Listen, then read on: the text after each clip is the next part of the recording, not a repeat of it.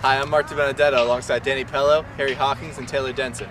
Despite last week's loss, there's still plenty to play for this Saturday. It's homecoming week, it's senior day, and the 42-game home winning streak is at stake. TSN football coming at you!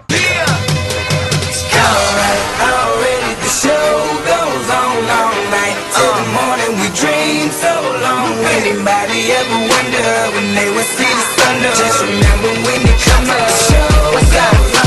Alright, already the show goes on all night till the morning. We dream so long. Anybody ever wonder when they would see the sun? Just remember when you come up, the show goes on.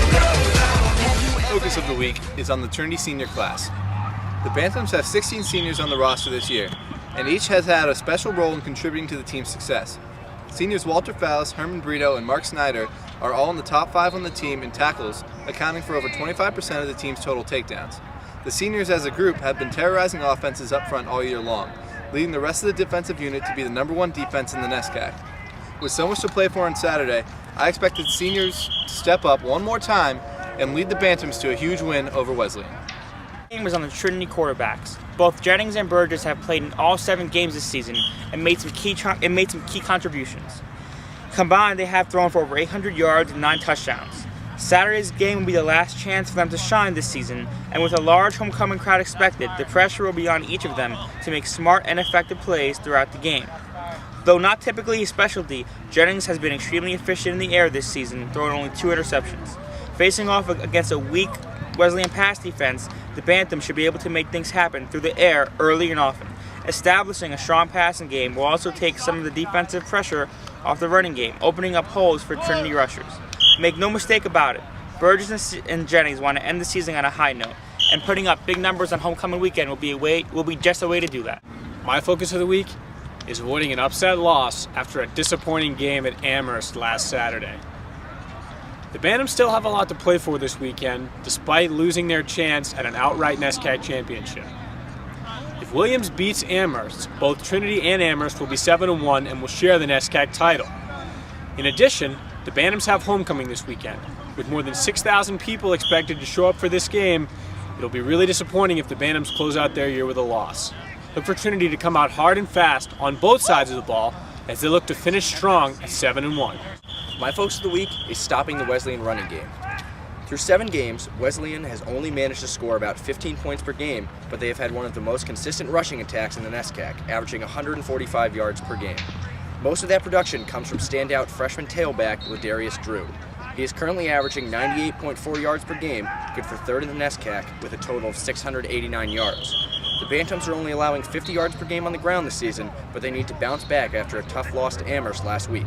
If they can stop Drew in the Cardinal running attack, look for Trinity to win their 43rd straight in the Coop and their 7th of the season. My player to watch is senior cornerback Matt Pascalides. With Walter Fallis out this weekend, it'll be up to the rest of the defense to make up for his absence. Pascalides has played in every game since the start of his sophomore season, totaling 66 tackles in 28 career games. Pascalides also has 5 career interceptions, including a team-high 3 interceptions this season. Playing in his final game, I expect Pascalides to come down with 1 final interception to solidify his legacy in the Bantam secondary. My player to watch is senior running back Nana Apasampong. He has not seen a tremendous amount of playing time over the years, but has nonetheless established himself as a valuable presence on the squad.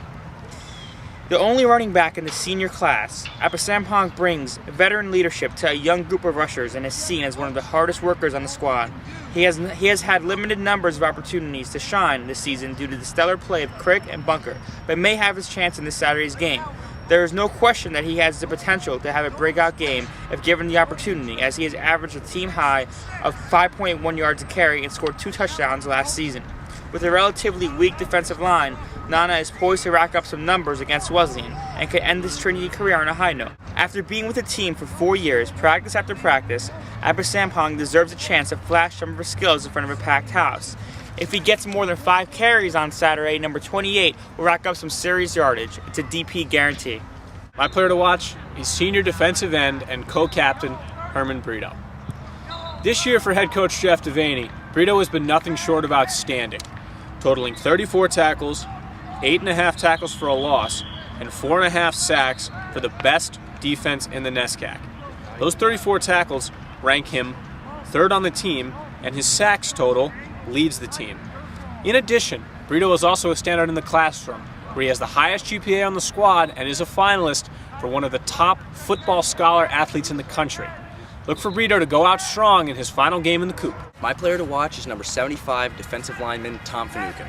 The 6'4", 260-pound senior is one of the veteran leaders of the interior defensive line and has been an important part of the unit that is ranked first in the country in rushing defense. So far in 2011, Finucane has 14 tackles, half of which are for loss, and 2 sacks. Along with the rest of the senior-laden defensive line, which includes Matt Del Conte and Herman Brito, look for Finucane to be a disruptive force this week against Wesleyan.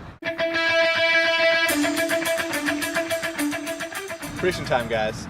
I think the Bantams will come out ready to avenge last week's loss, and unfortunately for Wesleyan, there's no way that these seniors end their careers on a loss.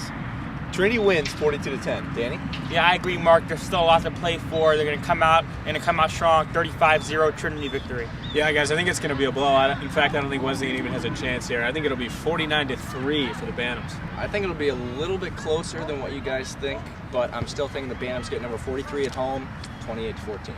That's our show. I want to take this opportunity to thank everybody for tuning in all year long. Keep checking the website for updates on the winter and spring sports. Thanks for tuning in.